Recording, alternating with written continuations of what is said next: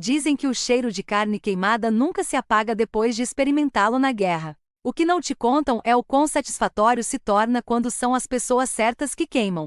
As palavras ecoavam no silêncio gélido do meu carro às 2 horas da manhã. Eu dirigia, mas sem destino específico. As ruas estavam vazias, o mundo um borrão de postes de luz e sombras lá fora.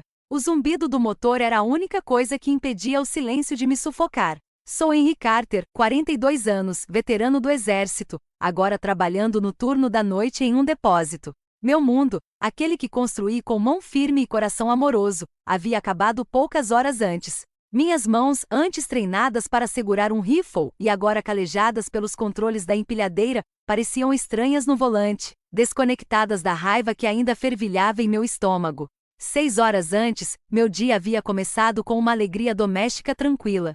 Meu turno terminaria mais cedo, uma surpresa rara e bem-vinda. Decidi aproveitar ao máximo e surpreender minha esposa, Sarah. Nos últimos 3 anos, nosso casamento tinha sido um refúgio. Éramos 2 pessoas que encontraram uma paz interior em um mundo barulhento. Estávamos tentando formar uma família há 6 meses, um objetivo em comum que fortaleceu ainda mais nosso vínculo. Sarah era uma dona de casa dedicada, o tipo de mulher que sempre tinha o jantar pronto, a casa impecável e um sorriso acolhedor me esperando no fim do dia. Por impulso, parei em seu restaurante favorito. Imaginei seu rosto, uma mistura de surpresa e pura alegria. Ao entrar com sua refeição preferida, a imagem em minha mente era perfeita. Era mentira. Ao chegar em nossa modesta casa de 2 andares, a primeira coisa que notei foi um carro estranho estacionado a meio quarteirão de distância, discretamente escondido atrás de um grande carvalho. Meu treinamento militar, a constante atenção aos detalhes do meu entorno, imediatamente o sinalizou como uma anomalia. Mas meu coração, ainda imbuído do propósito sereno do dia, o descartou como sendo apenas o carro de um vizinho. Saí da minha caminhonete, com a sacola de comida quente na mão. Ao me aproximar da porta da frente, ouvi um gemido baixo e rítmico.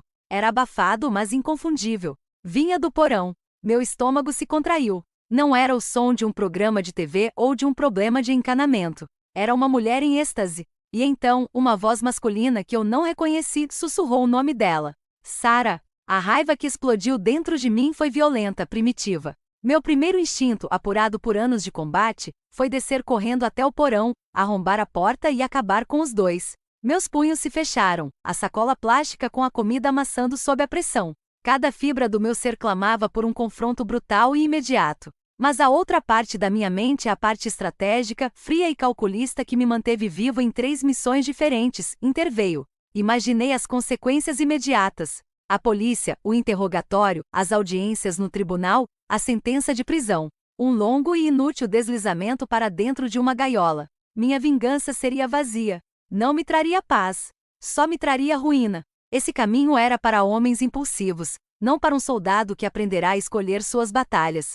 Silenciosamente virei-me e voltei para o meu carro. A sacola de comida para a viagem agora parecia um peso de chumbo. Entrei, liguei o motor e dirigi, não em direção a um destino, mas para longe de uma mentira. Dirigi sem rumo por 2 horas, a raiva inicial, intensa e ardente, gradualmente se transformando em um foco frio e metódico. Minha mente, antes treinada para a guerra, agora formulava um novo tipo de missão. Esta exigiria paciência, precisão e sincronia perfeita. Quando voltei, o carro estranho havia sumido. Encontrei Sarah na cozinha. Suas bochechas estavam coradas e seu cabelo um pouco despenteado. Ela esfregava as bancadas com uma energia quase frenética, uma manifestação física de sua culpa. Ela se virou para mim, com um sorriso falso no rosto, e começou a mentir sobre ter tirado um cochilo. Seus olhos, geralmente tão honestos e gentis, agora estavam evasivos, recusando-se a encontrar os meus. Não disse nada. Apenas me aproximei dela, coloquei a comida fria para a viagem no balcão e me inclinei para beijar sua testa. O gosto da mentira dela, o cheiro de um estranho que agora eu sabia que impregnava sua pele, era um coquetel nauseante. Simplesmente perguntei: como foi seu dia? A pergunta pairou no ar, um julgamento silencioso que ela ainda não compreendia. Naquela noite, enquanto Sarah dormia tranquilamente ao meu lado, sua respiração calma e inocente, eu encarava o teto. A ilusão da nossa vida perfeita havia se despedaçado, mas em seu lugar, uma nova realidade se formara. Era uma realidade de traição, mas também de um caminho estratégico claro a seguir. Minha mente militar, antes treinada para conflitos, agora formulava um plano que garantiria minha justiça, não apenas pela traição, mas pelos anos de sacrifício que fiz pelo meu país, minha família e minha honra. Nos 3 dias seguintes vivi uma vida dupla. Superficialmente eu era o mesmo marido amoroso, o homem que trazia flores para casa e perguntava sobre o dia dela. Mas por baixo da fachada eu era um soldado em missão de reconhecimento. Meus anos de treinamento em reconhecimento foram inestimáveis. Observei seus movimentos, seus hábitos nervosos sutis, a maneira como ela segurava o celular, sua ansiedade para que eu saísse para o trabalho. Eu era um fantasma na minha própria casa, um observador silencioso coletando informações. O antigo Henry Carter a teria confrontado, mas o novo sabia que informações eram mais valiosas do que um momento de raiva. Na manhã de terça-feira, Sarah saiu para fazer suas compras semanais no supermercado. Esperei 5 minutos depois que o carro dela sumiu de vista antes de dirigir até a loja de eletrônicos mais próxima. Minha compra foi simples, mas uma peça-chave da minha estratégia, uma câmera de segurança com sensor de movimento e alertas no celular. Era um dispositivo pequeno, fácil de esconder. Voltei para casa e fui direto para o porão, o próprio lugar onde os alicerces da minha vida haviam desmoronado. Encontrei um canto escuro atrás de algumas caixas de armazenamento antigas e escondi a câmera com maestria. Anos instalando sistemas de vigilância em território hostil tornaram a tarefa fácil. Testei o sistema e recebi um alerta claro no meu celular. O plano estava em andamento. No dia seguinte, coloquei a segunda fase do meu plano em ação. No armazém, abordei os 2 homens em quem confiava plenamente, Dave e Tommy. Ambos eram veteranos, irmãos de armas de guerras diferentes. Dave, um homem corpulento com um rosto amável, havia passado por um divórcio difícil depois que sua esposa o traiu com seu melhor amigo. Tommy, um cara mais jovem que havia perdido metade de sua pensão e a guarda dos filhos para uma ex-esposa infiel, tinha uma compreensão sombria da traição.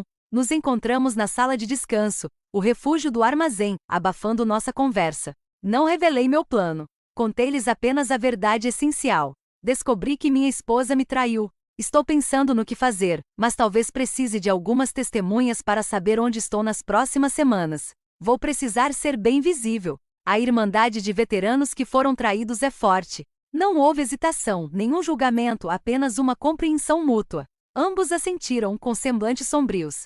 Entendido, irmão, disse Dave.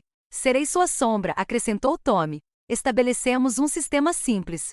Eu me certificaria de estar visível no trabalho durante meus turnos, participando de conversas, pedindo ajuda com as tarefas e garantindo que minha presença fosse notada e lembrada. Dave e Tommy prestariam atenção especial para corroborar meu paradeiro caso alguém perguntasse. Essa era a primeira camada do meu álibi. Pelo resto da semana, a vida com Sarah continuou sob a fachada de felicidade conjugal. Conversamos sobre nomes de bebês, planejamos uma pequena viagem e mantivemos a ilusão de um casal feliz. Mas por baixo da superfície, a sensação de traição crescia. Percebi mais sinais. O jeito como ela checava o celular constantemente, sua ansiedade para que eu saísse para o trabalho, as mudanças sutis em nossa intimidade física. Cada observação alimentava minha determinação e refinava meu plano em desenvolvimento. Senti uma satisfação fria ao desvendar sua rotina. Eu não era mais uma vítima. Eu era o estrategista e ela era o alvo. A semana de normalidade terminou na sexta-feira. Durante meu horário de almoço, meu celular vibrou com um alerta de movimento da câmera do porão. Movimento detectado no porão. 14h47. Olhei para a notificação, meu coração disparado não por traição, mas por uma fria satisfação. A armadilha estava armada e minha esposa tinha acabado de cair nela. O silêncio no galpão era ensurdecedor. Meus aliados estavam a postos. Minha vigilância estava funcionando e meu plano era sólido. A peça final do quebra-cabeça, a prova inegável, estava agora ao meu alcance. A notificação chegou numa tarde de terça-feira. Uma vibração silenciosa que anunciava a peça final do quebra-cabeça. Movimento detectado no porão. 14h47. Eu estava no meio de uma tarefa no galpão, mas meu mundo se restringiu à pequena tela em minha mão. Me desculpei, alegando uma emergência familiar, e saí para ver a transmissão ao vivo.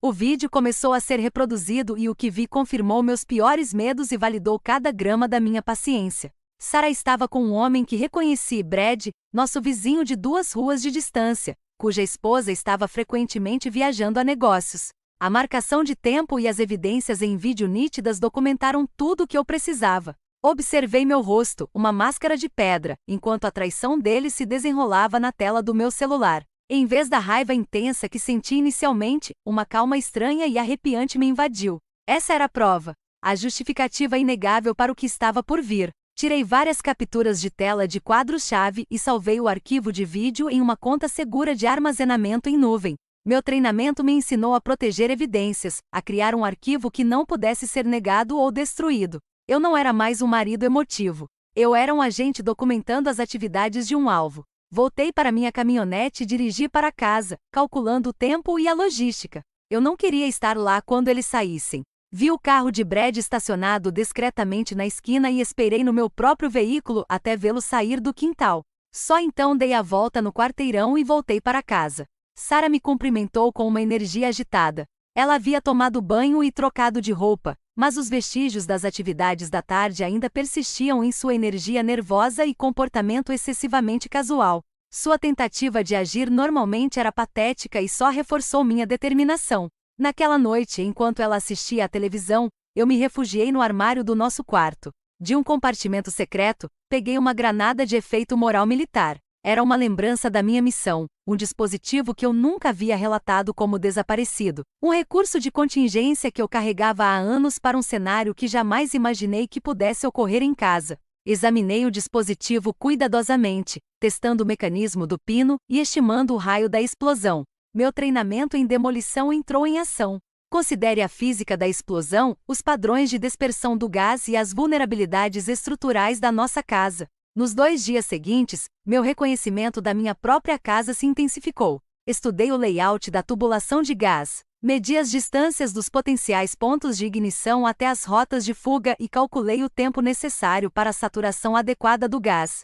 Pesquisei protocolos de investigação de incêndios residenciais. Aprender como os investigadores de incêndio criminoso determinam se o fogo foi acidental ou intencional. Minha experiência militar com explosivos improvisados me deu a confiança de que meu plano pareceria completamente acidental. Eu era especialista em criar o caos de uma forma que parecesse uma trágica coincidência. Também preparei meticulosamente meu álibi. Combinei de fazer horas extras para estar definitivamente no armazém durante o período em que eu esperava o próximo encontro com Sarah. Certifiquei-me de agendar tarefas em conjunto com Dave e Tommy que exigissem interação constante e fornecessem múltiplas testemunhas da minha presença. Nós 3 discutimos o plano em linguagem codificada com Dave e Tommy entendendo que estavam dando cobertura para algo significativo sem saber os detalhes mortais. A confiança deles era absoluta. Na sexta-feira, Henry recebeu outro alerta de movimento. Desta vez, ele estudou os padrões com mais atenção.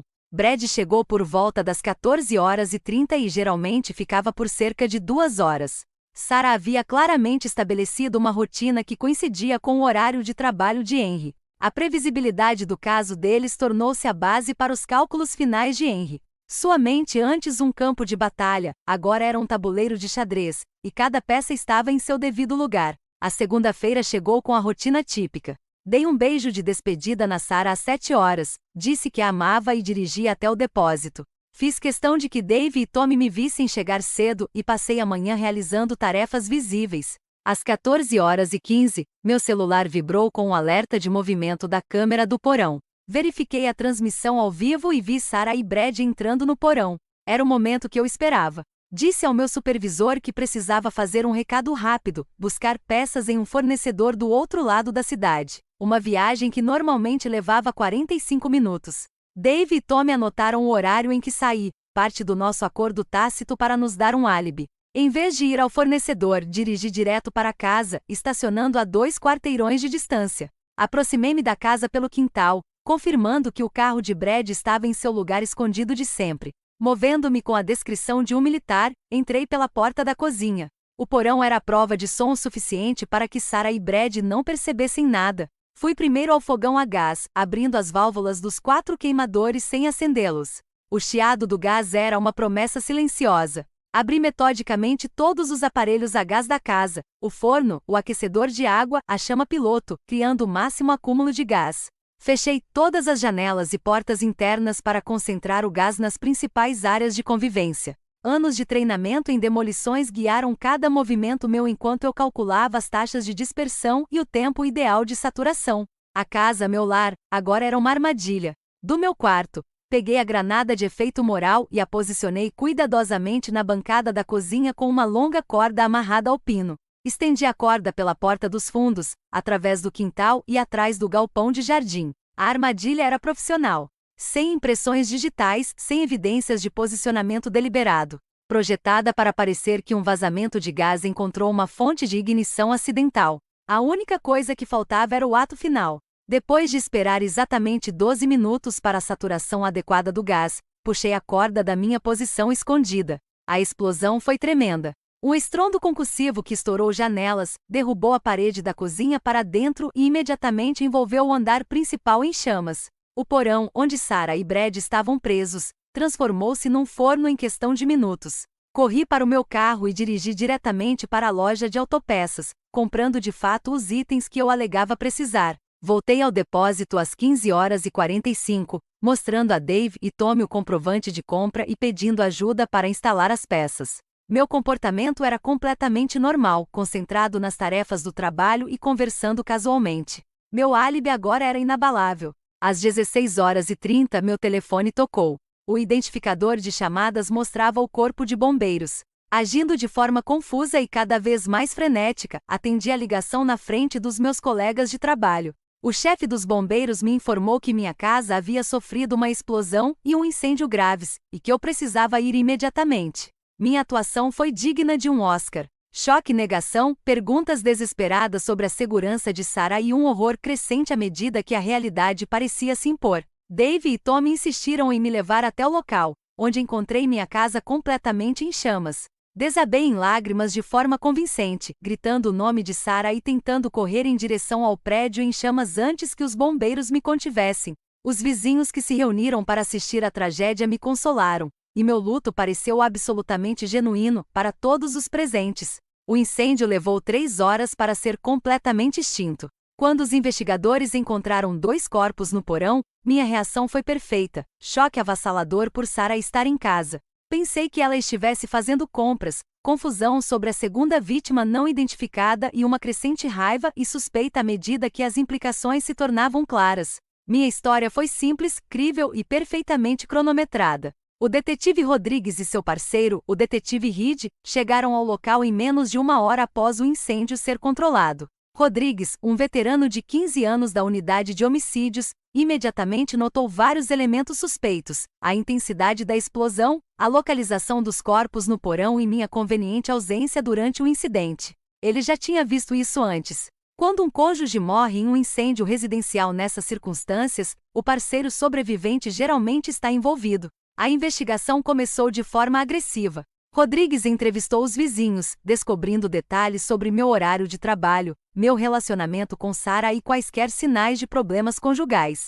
A maioria nos descreveu como um casal amoroso tentando formar uma família. Mas a senhora Watson, da casa ao lado, mencionou ter visto o carro de Brad na região com frequência quando eu estava no trabalho. Essa descoberta direcionou a investigação para um possível motivo. Submeti-me voluntariamente ao interrogatório, acompanhado por um advogado, outro detalhe que aumentou as suspeitas de Rodrigues.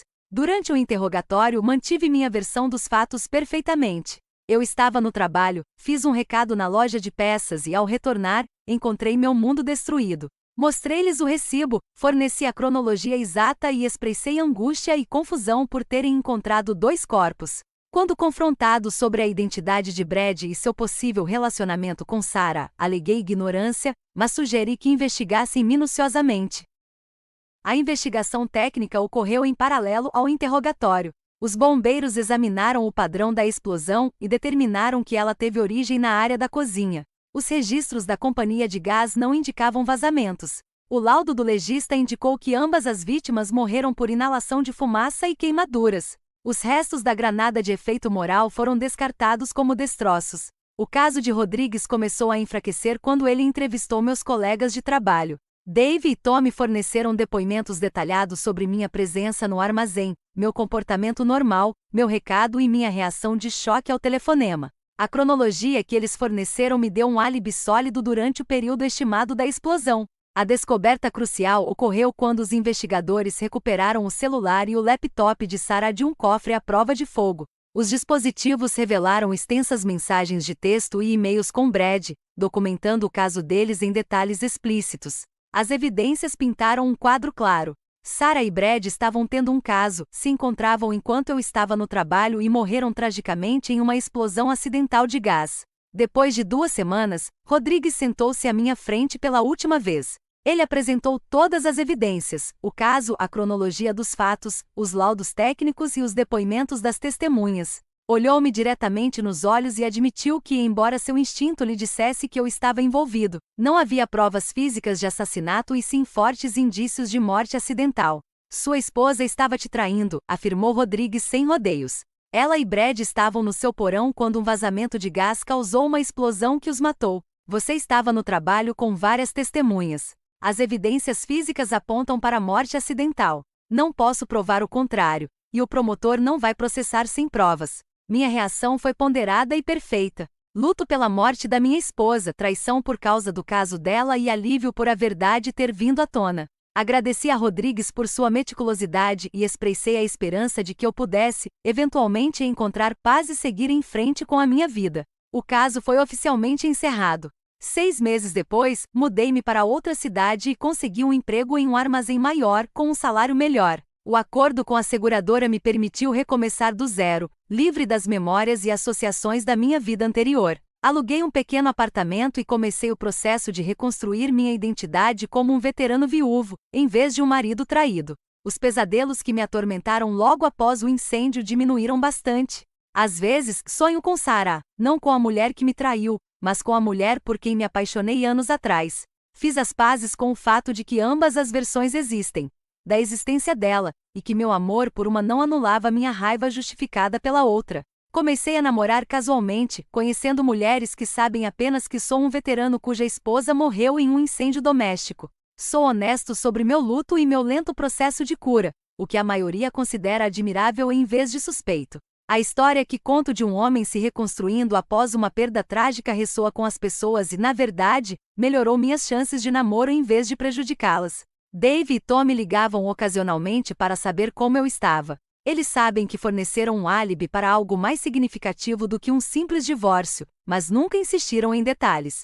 A Irmandade dos Veteranos inclui o respeito aos métodos de cada um para lidar com a traição, e eles estão satisfeitos por eu ter lidado com a minha situação com a honra e a precisão esperadas de um soldado. Em noites tranquilas, reflito sobre as escolhas que fiz e não me arrependo. Sarah escolheu trair nossos votos de casamento e nossos planos de família. Brad escolheu perseguir uma mulher casada em sua própria casa. Ambos tomaram decisões que desrespeitaram meu serviço ao meu país e minha devoção à minha esposa. Na minha mente, eles receberam as consequências que suas escolhas mereciam. Ao me adaptar à minha nova vida, levo comigo uma sabedoria conquistada com muito esforço. Algumas traições são tão completas que só podem ser respondidas com soluções definitivas. E a justiça, às vezes, exige a precisão de um soldado, e não a deliberação de um tribunal. Servi meu país honrosamente na guerra e acredito que honrei a minha própria vida da mesma forma em casa. O acaso perfeito me deu um novo começo perfeito e finalmente encontrei a paz. E assim chegamos ao fim da história de hoje. Foi o que você esperava, ou teve uma reviravolta inesperada? Estou curioso para saber sua opinião. Compartilhe nos comentários abaixo e vamos conversar. Se esta história te prendeu, não se esqueça de curtir. E se você é novo por aqui ou ainda não se inscreveu, agora é a hora perfeita para se juntar à nossa comunidade. Trago histórias novas e cativantes todos os dias, então clique no botão de inscrição e ative as notificações para não perder nada. Obrigado por assistir e até a próxima!